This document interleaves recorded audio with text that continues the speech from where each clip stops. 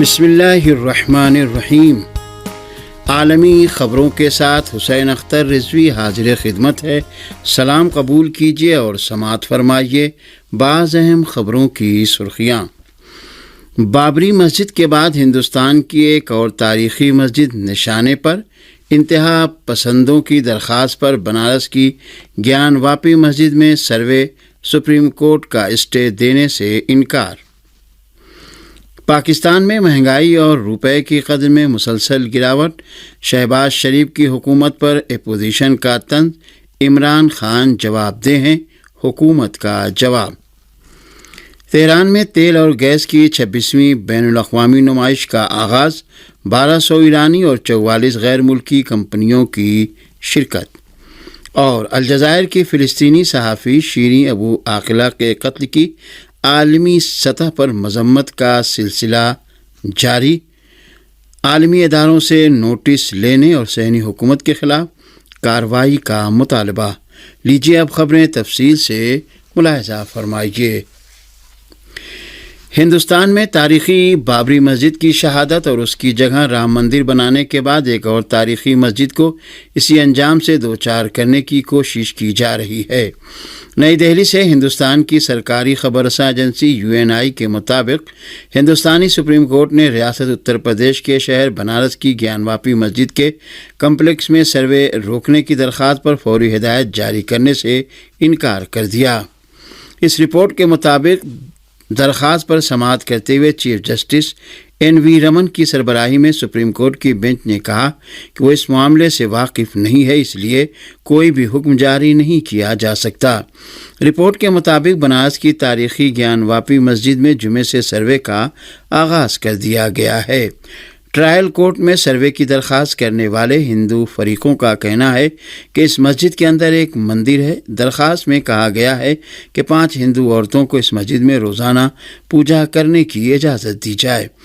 Trial court نے اس سلسلے میں سروے کا حکم جاری کرتے ہوئے کہا ہے کہ تہہ خانوں اور بند کمروں سمیت پوری گیان واپی مسجد میں مکمل سروے کیا جائے گا۔ مسلمانوں نے اس سروے کی مخالفت کی ہے، جس کے لیے سپریم کورٹ میں عرضی دائر کی گئی ہے، لیکن عدالت عظمیٰ نے کہا ہے کہ متعلقہ دستاویزات کا جائزہ لینے کے بعد ہی اس کیس کو سماعت کے لیے منظور کیا جائے گا۔ پاکستان میں ڈالر کے مقابلے میں ملکی کرنسی کی گراوٹ کا سلسلہ جاری ہے۔ پاکستانی میڈیا رپورٹوں کے مطابق جمعے کو انٹر بینک معاملات میں ڈالر کی قیمت میں مزید ₹1.30 کا اضافہ ہوا اور ڈالر 193 روپے کی بلند ترین سطح پر پہنچ گیا۔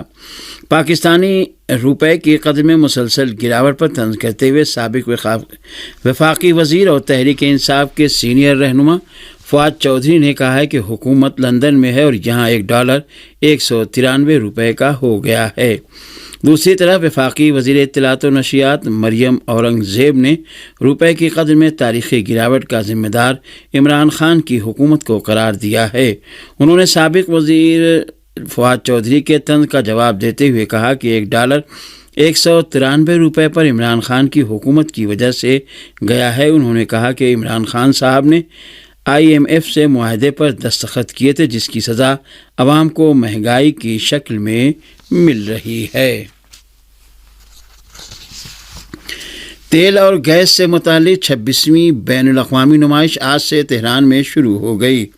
اسلامی جمہوریہ ایران کے اسپیکر محمد باقر قالیباف نے تہران کے انٹرنیشنل ٹریڈ فیئر سینٹر میں شروع ہونے والی اس نمائش کا افتتاح کیا۔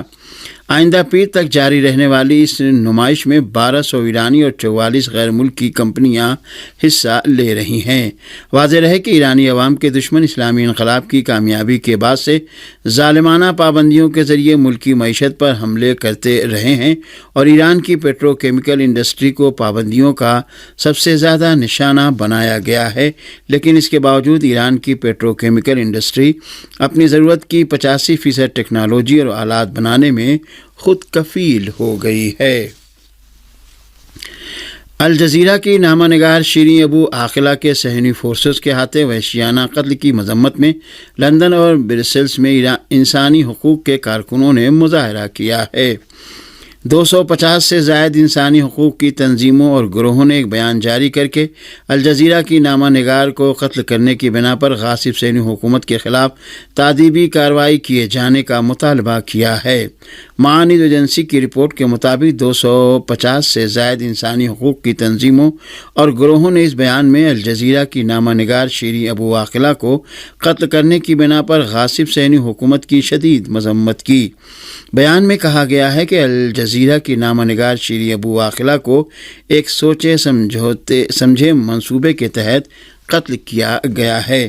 بیان میں اسی طرح کہا گیا ہے کہ یہ وحشیانہ جرم غاصب صہیونی حکومت کے جرائم کو بے نقاب کرنے کے لیے فلسطینی نامہ نگاروں اور صحافیوں کی تحریک کی بنا پر انجام دیا گیا ہے، اس لیے کہ نہایت ہی پیشہ وارانہ طریقے سے مقبوضہ فلسطینی کی خبروں کی حقیقت کو سامنے لایا جا رہا ہے۔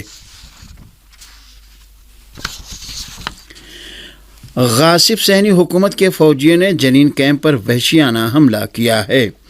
مقبوضہ فلسطین کے مختلف علاقوں میں مظلوم فلسطینیوں پر صہیونی فوجیوں کی وحشیانہ جارحیت کا سلسلہ بدستور جاری ہے۔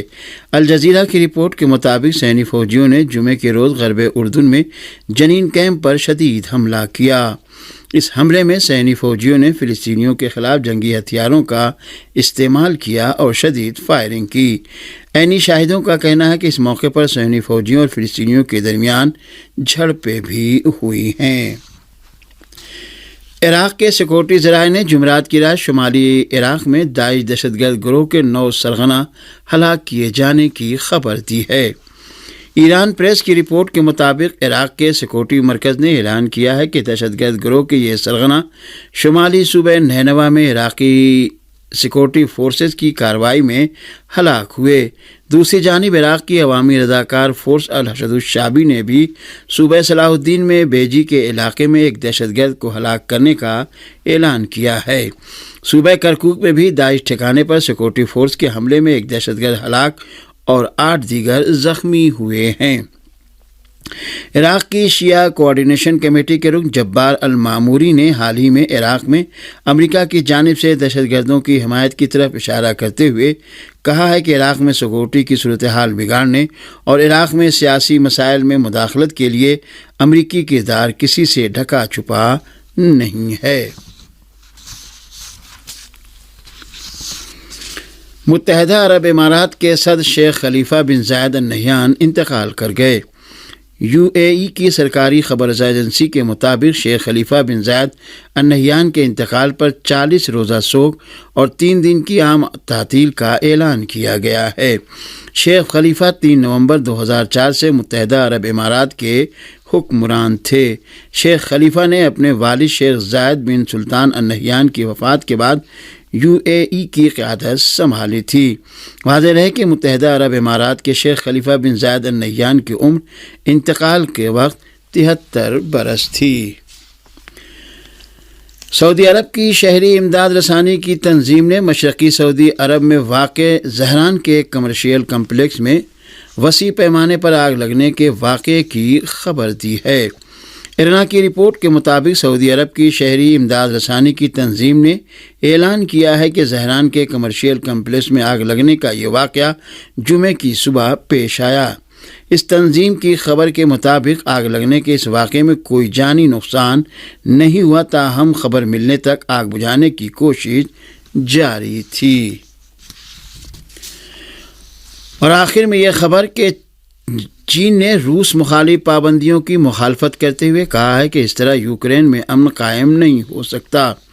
اقوام متحدہ میں چین کے نائب مستقل مندوب دائی بینگ نے سلامتی کونسل کے اجلاس سے خطاب کرتے ہوئے امید ظاہر کی ہے کہ روس اور یوکرین انسان دوستانہ مسائل میں تعاون بڑھائیں گے اور جنگ کے بھیانک نتائج روکنے کی کوشش کریں گے۔ چین کے اس سفارتکار نے روس اور یوکرین دونوں سے اپیل کی ہے کہ وہ مذاکرات کے ذریعے امن قائم کرنے کے لیے سیاسی حالات سازگار بنائیں۔